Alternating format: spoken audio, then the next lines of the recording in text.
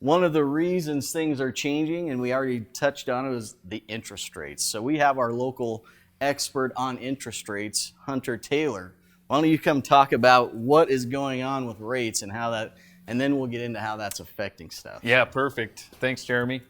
So as you guys were aware, we had some record low rates at the beginning of the year. And because we had these low rates, people were buying and there was a lot of activity in the market, and it was causing things to kind of get out of control. And so the government stepped in, and they, we love to use the term, there was a lot of inflation. And if you follow the news, inflation last week came in at 8.6%.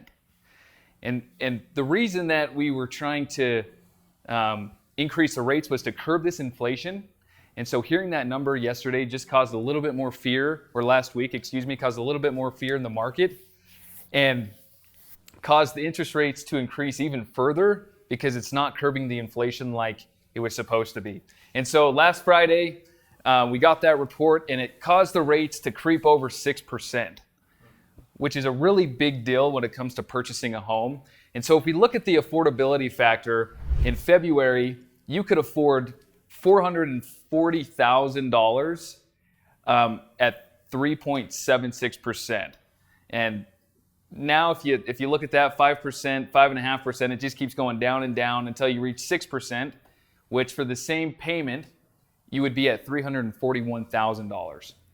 And so that's $100,000. Yeah, it's $100,000 difference for buyers. And so that's really impacting the market right now with first-time home buyers. I'm pre-qualifying a lot of people and having these conversations, and I'm giving them their monthly payments, and they're just a little bit surprised at what they're coming back at.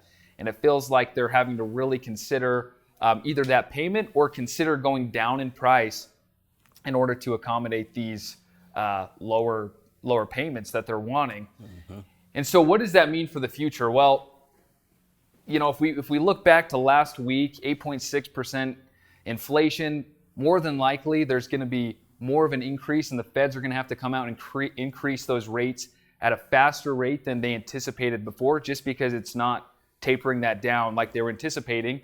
And so this 6% is a reflection of that. And so if they come out tomorrow, the feds are meeting Wednesday, they're going to be meeting again, and they're going to be determining if they're going to raise these rates even further. And I anticipate that they probably will increase it to that 0.75 of a point, mm-hmm. which would then increase that rate even further and make affordability go down even more. And so it's really a good time to buy right now before those rates go up. Like I've said previously, if rates go up and you lock in at a 6%, you're going to be happy.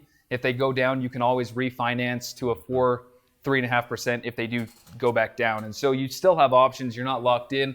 There's also adjustable rate mortgages that you can get into in products that keep that monthly payment a little bit lower.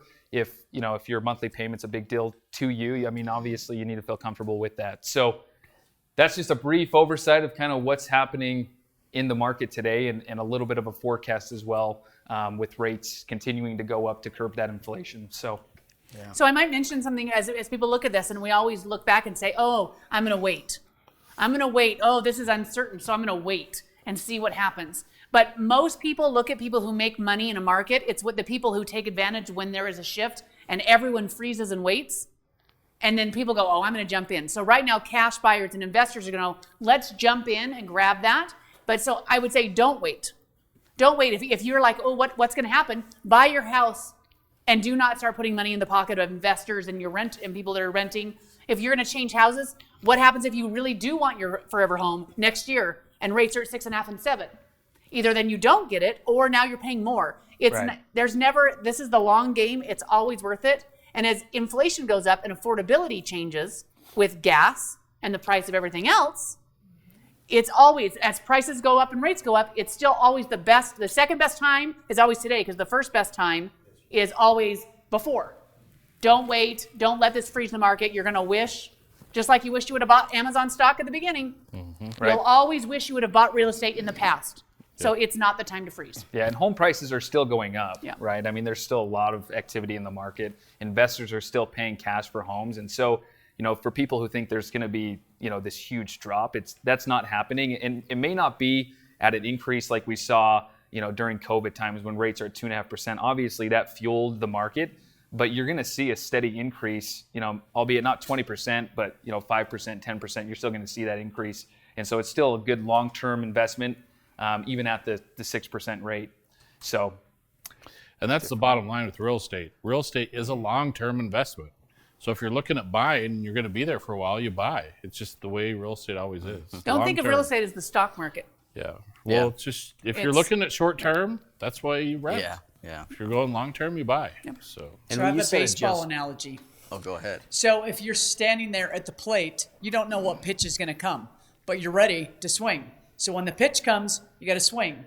And if you just stand there and wait and wait and wait, all of a sudden your pitch comes in and you're like, oh, you're out. You had 3 chances. So you got to swing right now.